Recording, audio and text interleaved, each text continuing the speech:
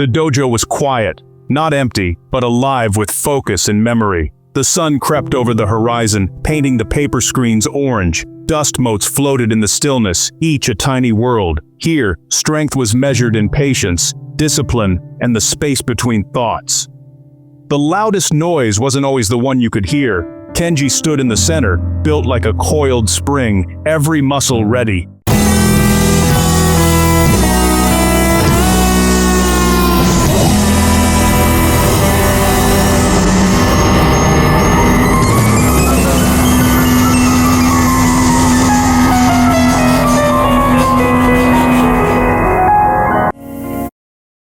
He wanted to be unbeatable, thinking strength was a prize to win. But the journey wasn't about adding more, but letting go. His master, Hiroshi, sat quietly in the corner, small, gnarled, but moving like water. Hiroshi saw through Kenji's muscle to the restless spirit inside. He knew Kenji's strength was a cage. Today, he would hand Kenji the key. The lesson wouldn't be easy. The air was cool, scented with cedar and old sweat, years of dedication. Kenji believed strength was about force. Hiroshi knew it was about understanding. The silence in the dojo did most of the teaching. The hardest lessons are the ones that last. Show me a kick. Hiroshi's voice was soft, but it cut through the silence. Kenji nodded, confident. He knew kicks. He focused on mechanics. Pivot, snap, extension. He unleashed a perfect, powerful kick. He waited for approval. Hiroshi only watched, expression unchanged. That was a kick.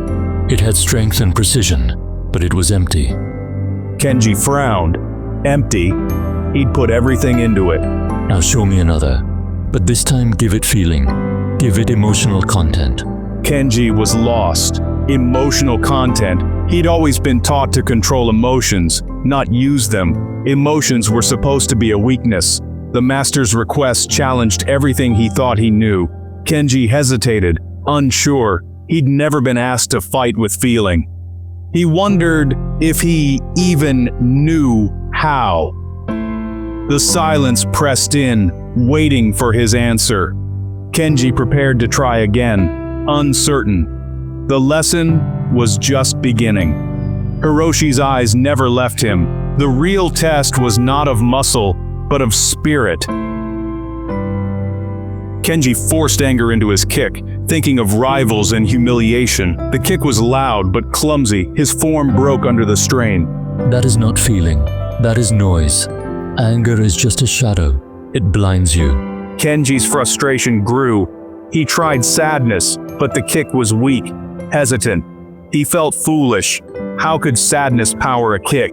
He was a fighter, not a poet. The master's words echoed. Empty. Noise. Hiroshi waited, patient and calm. Kenji realized he was searching for answers outside himself. The lesson was not about power, but presence. The answer was within, not in force or emotion. Kenji's mind drifted to a tournament a year ago. He'd been stronger, faster, but lost to a calm, patient opponent. His own ego and desperation had led to his defeat.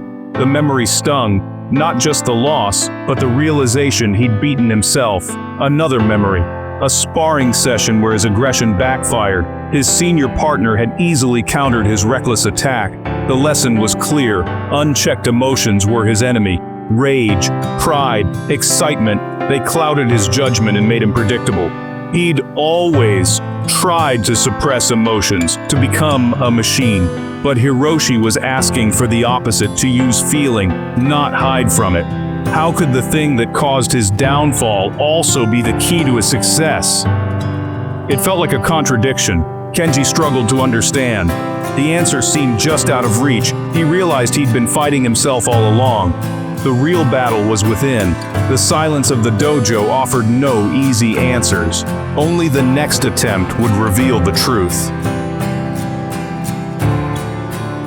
Kenji closed his eyes and let frustration go. He stopped trying to force emotion into his kick. He listened to his breath, felt the floor, the air, the present moment. He let go of past and future, of winning and losing. A calm awareness settled over him. He became aware of the space, the light, his master's presence. He wasn't trying to achieve, he was just being. In that stillness, a new feeling emerged, quiet confidence, a sense of purpose. He didn't decide to kick. The kick happened naturally. His body moved with smooth, effortless motion. There was no thought, only connection and balance. The kick was a physical expression of inner clarity. It sliced the air with a soft, clean swish. Faster, more precise, more powerful. The power came from alignment, not force. Kenji settled into his stance, eyes closed. He felt no pride, just a deep sense of rightness. He finally understood. The lesson was not about strength, but harmony. The silence was now full of meaning. Kenji had found the answer within. The dojo felt transformed. Yes, that one had feeling. It had life. Your technique is good, Kenji. Years of practice.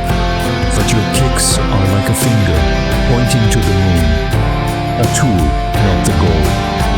You've been obsessed with the finger, forgetting to look where it points. The moon is the spirit behind the movement. Your last kick, you weren't looking at the finger. You were looking at the moon. You were the hip. Do you understand the difference? Kenji opened his eyes. Hiroshi smiled, filling the room with warmth. Everything was clear. Kenji realized all his training was just the vehicle, not the destination. His kicks had been empty words. Now they had meaning. The silence was now a language he understood. True strength wasn't brute force or speed. That kind of strength was limited and exhausting. Real strength was like water, soft, yielding, but powerful. Water finds the path of least resistance, patient and persistent. It has no ego, no need to prove itself. That was Hiroshi's strength, the strength Kenji had just touched. It was the strength of awareness, of harmony with the world. This required a different kind of training, mental and emotional, not just physical. It was about being still, listening, finding inner peace, even in conflict.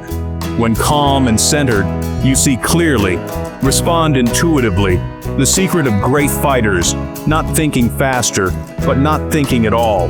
Letting the body, guided by deep feeling, act naturally. It's a state of flow, of pure presence. In that state, there's no fear, anger, or doubt, only the moment and perfect action. This was real power, not to destroy, but to behold. Kenji understood now. The lesson was complete. The journey was just beginning. You came to me with a full cup, full of ideas, pride, ambition. As long as your cup is full, you cannot learn. You must first empty your cup. Only then can you be filled with something new. Hiroshi poured tea into a cup until it overflowed. Kenji watched, understanding dawning. He was the cup, overflowing with ego and assumptions. Mastery wasn't about accumulation, but letting go. To be empty was not to be weak, but open. A mind that is empty is present, uncluttered. It reflects reality, like a still lake reflects the moon. Kenji's mind had been stormy, unable to see clearly. To find strength, he first had to find stillness. He had to empty his cup. The lesson was humility. Kenji accepted it. The silence was now peaceful. He was ready to begin again. The sun was high, the dojo bright. The lesson was over. Kenji faced his master, breathing deeply, not to fight, but to center himself. He felt gratitude, deeper than he'd ever known. He'd come seeking power, but found peace. He bowed, slow and deep, from humility and understanding. He was no longer the arrogant fighter. He was a beginner again. He was emptying his cup and felt fuller than ever. His journey to true strength had just begun. Bows in return, calm, knowing smile. Hiroshi bowed, eyes calm and knowing. He hadn't given Kenji an answer but helped him find the right question. The real training would be in the quiet moments between. It would be the daily struggle to stay present, to choose feeling over pride. As Kenji left, the world seemed brighter, clearer. He felt connected to everything. True mastery wasn't conquering others, but conquering the self. Kenji had stopped thinking and started to feel, and finally learned how to fight.